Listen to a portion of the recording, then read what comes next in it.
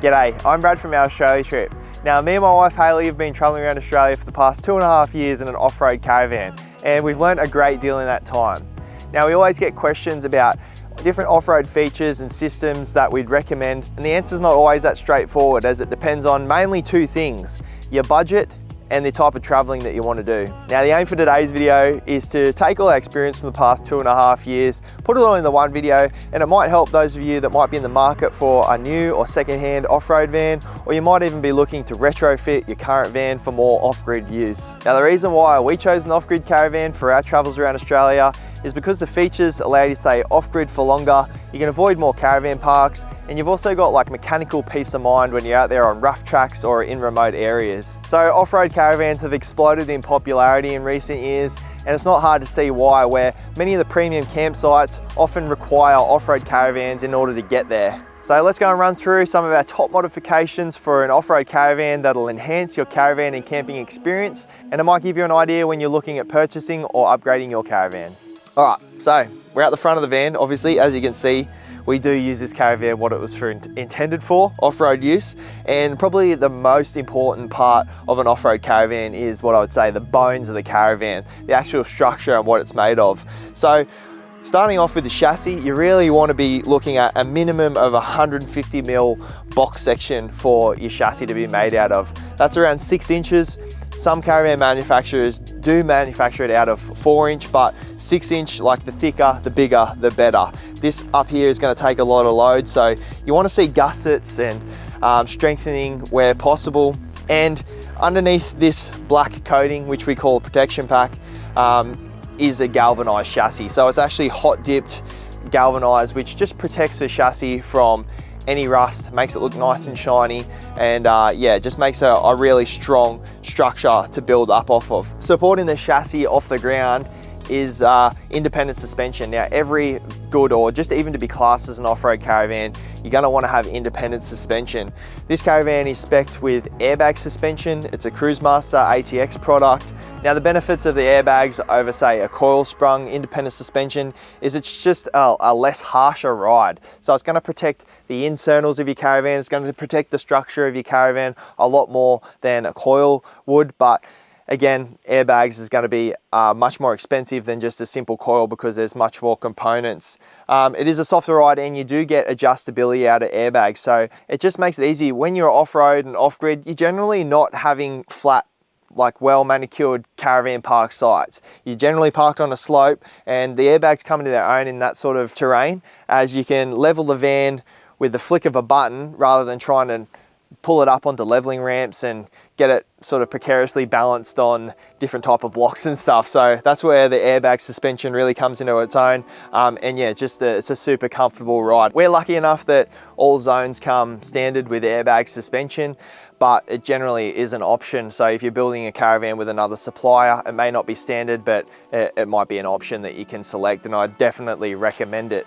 Now, moving along, you'll see this van's quite high off the ground, and it is jacked up at the moment because we're on quite a slope here.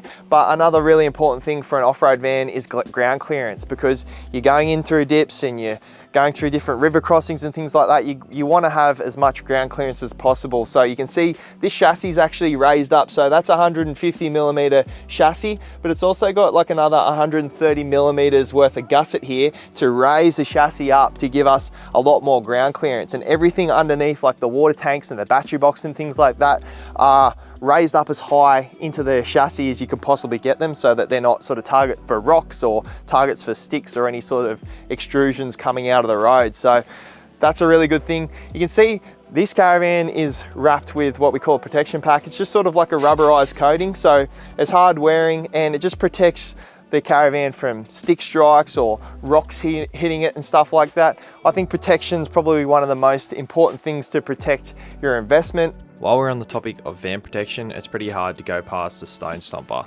It's basically a net that runs from your van and connects to the back of your car and stops any stones or unwanted objects flinging up and damaging the front of your van. It's something we've run for the last 2.5 years, and that comes standard on all Zone vans. Yeah, so obviously the protection pack is really good. And the fiberglass, this is a composite van, so the outer skin of this van is a gel coat fiberglass. It's really hard wearing, but we realized one area we're lacking in was the windows. They're a softer material than the fiberglass, so they're less durable to scratching. So dragging it down tight tracks recently, we realized that that was probably an area we're lacking in, so we looked into it and ordered a bunch of bush wraps. It's a PPF film that you can put over your windows, and that's just an extra layer that stops scratching. And I've actually been installing it at the moment, so we'll cut to some clips of me throwing it on. The first step to installing the bush wraps was to get the windows squeaky clean. Last thing I wanted to do was be wrapping some fresh film over these windows and have any particles or dirt underneath them. Also, I took a quick minute to inspect the windows for any deep scratches or gouges I might have needed to buff out. So you can actually see, now that I've washed the window down, you can actually see some existing scratches we've got here. You can try and buff them out with like a compound, which is what I might try to do. I'm also tempted just to lay the film over it and see if it disappears, because I've heard it can do that. So got a few little scratches here and there. They're not very deep, so I won't expect them to take much to get out, but now I've washed the window, I can actually inspect it and make whatever changes I need to before I actually lay the film on. We decided that the scratches weren't really that big of a deal, so we decided to throw the film on and test it out, see if it did actually hide those little blemishes. And we mixed up some solution, and Patsy gave me a hand to spread the sheet out over the window, make sure it was nice and square and in the right position before we went and squeegeed it down. I found that working the bubbles down on these windows was much easier than working them up. So you can see I've got some greasy bits down here, but just, yeah, working the bubbles out this way rather than up. It just seemed to let gravity do a bit of the work. Honestly, the bush wraps went on a lot easier than what I anticipated. It took us roughly around 2 hours to install the PPF on all the windows, and after doing the first few windows, you get the hang of it, and the job becomes pretty easy after that. You can see here that top window has not been wrapped yet, but the bottom window has. The beading on the windows looks so good, and they just look much glossier, so really happy with the way these turned out. This window coming out pretty good as well. This one actually had a big scratch in it. You couldn't really see it on the camera, but to the naked eye, it's just gone now. It's like magic. I'm very impressed with how glossy also the windows have turned up. So I'm sure they'll last the test of time, but we'll keep you updated once we actually put them to use.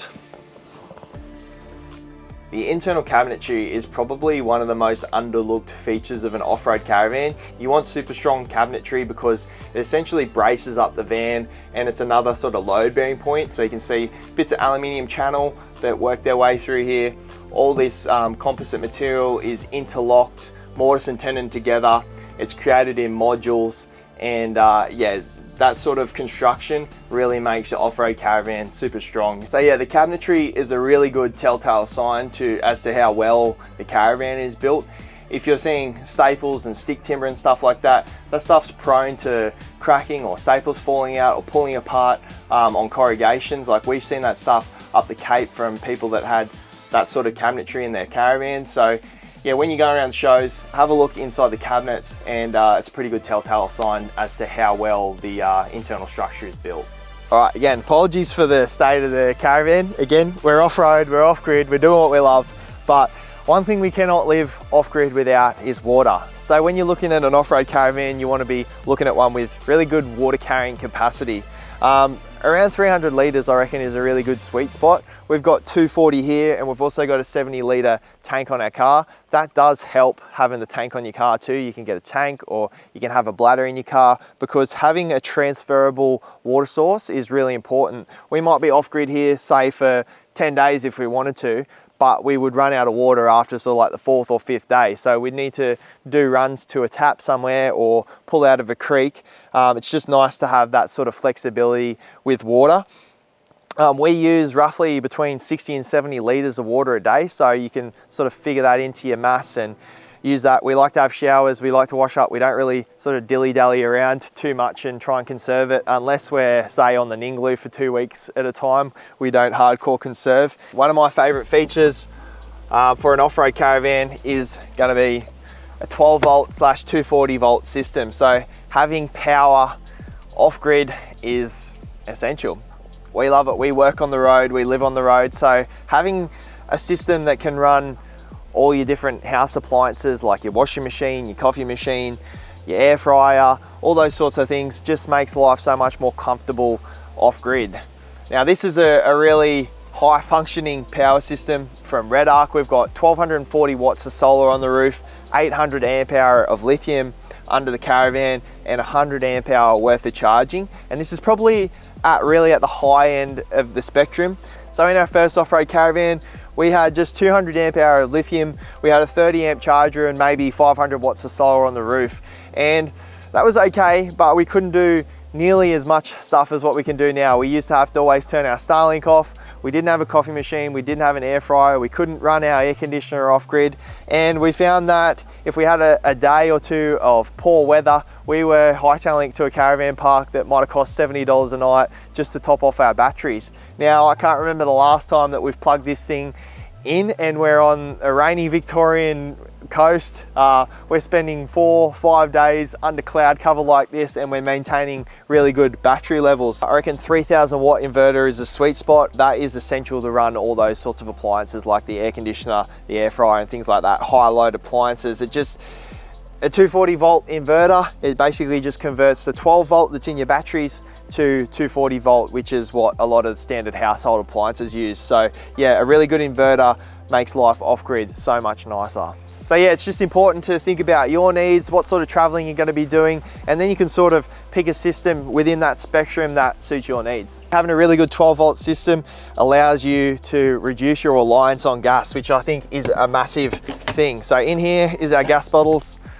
That's all the gas we use. A little 4 kilo gas bottle. All that's in this van that runs off gas is our Weber barbecue. So we change this gas bottle maybe once every 3 months, as opposed to our old van that used to have a gas fridge and things like that, really high use appliances. We were changing a 9 kilo gas bottle every 10 days with a gas fridge. Yeah, so the point of an off-grid and an off-road van is to do those things, stay off-grid, get off-road, go to those further places. And if you're relying on gas and needing to pick up gas every 10 days or 20 days, it really limits the amount of places that you can go, because you're always thinking about, oh, I've got to fill up my gas bottles here, I've got to plan ahead. And generally in a lot of outback or remote places, you're going to be paying a lot more than city prices for gas. So a $30 refill on a 9 kilo gas bottle is probably going to cost you upwards of $70 in some remote areas, is what we've found. So I think it's just good to eliminate as much gas as possible. Induction's super reliable. It's I find it actually better to cook on induction than gas,